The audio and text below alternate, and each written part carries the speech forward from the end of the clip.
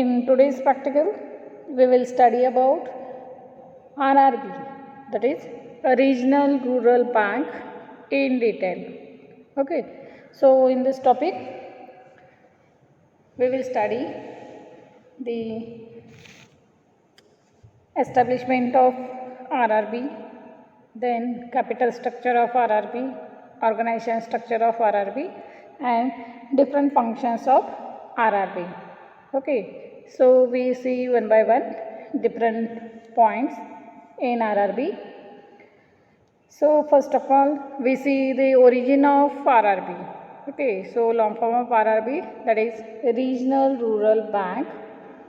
So this Regional Rural Bank was established during 2nd October 1975. Okay, so establishment of RRB on 2nd October 1975 on the occasion of Gandhi Jayanti, and this RRB was established as per the rules of RRB Act 1976. Okay, so according to this Act, RRB Act 1976, this RRB was established during 1975. Okay, also this establishment of RRB was done under recommendation of Narasimhan Committee. Okay, so for study of this rural finance, there was one committee and the chairman of that particular committee was Narasimhan. Okay, so this committee recommended the establishment of RRB, that is Regional Rural Bank. So initially the RRB was established with the capital of 1 crore rupees, and this RRB was regulated by NABARD. Okay, NABARD, the long form of NABARD, that is National Bank for Agriculture and Rural Development. So this RRB was regulated by NABARD, and the area of operation of this RRB was limited to few districts. Okay, that means it can be work within one or more than one or two or more than two districts. Okay, so this is all about basic information of RRB, that is establishment of RRB. So RRB was established during 1975. Okay. The main feature of this RRB, that means this RRB is the combination of commercial bank as well as cooperative bank. So this RRB is the combination of commercial as well as cooperative bank. So the recommended of this new bank, which combines the local feel and familiar with rural process problem, which is the cooperative bank. Okay. The capital structure of RRB is fixed, that means among the shareholders. So this capital structure, it comprises of 50 as to 15 as to 35. Okay, that means the central government has the 50% share, whereas state government has 15% share and remaining 35% shares of sponsor bank. So this capital structure of Regional Rural Bank is fixed as 50 as to 15 as to 35. Okay. Okay. In case of capital structure of ownership rights, the RRB Act empowers the central government to open the banks from time to time at the places where it may be considered as a necessary. That means central government has the power to open these RRBs, and this Regional Rural Bank is jointly owned by Government of India, then Government of State and Public Sector Bank, that is sponsoring bank. So ownership is common between Government of India, then state government and public sector bank or sponsor bank. The authorized capital of each bank is rupees 1 crore. Okay, and issue capital is rupees 25 lakh, and which is held by RRB in the proportion of 50 as to 15 as to 35% respectively. Okay, So each bank carries the banking business within the local limit specified by government notification.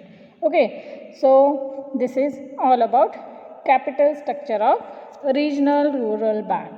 Okay, after capital structure of regional rural bank, next point, that is functions of regional rural bank. So there are major 5 functions of regional rural bank. In that, first one, that is it provide basic banking facilities to the rural and semi-urban areas.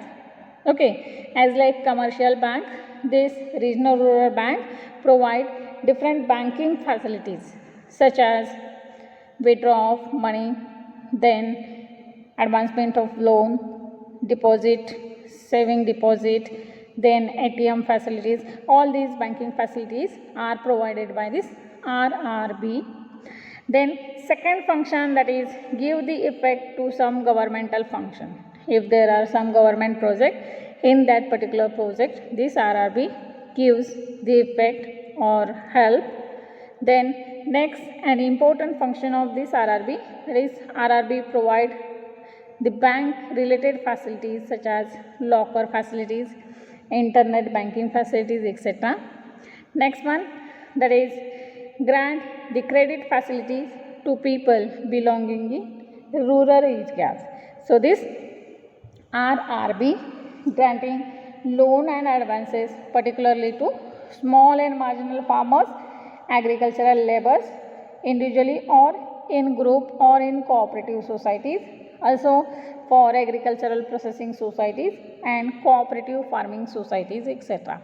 Okay, so this RRB grant the different types of loan, that means short term loan, medium term and long term loan to the small marginal farmers, agricultural laborers and all the cooperative society.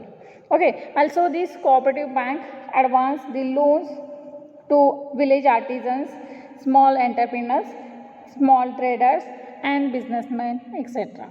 Okay, so main function of this regional rural bank is the advancement of loan to the small marginal farmer, village artisans and other small entrepreneurs.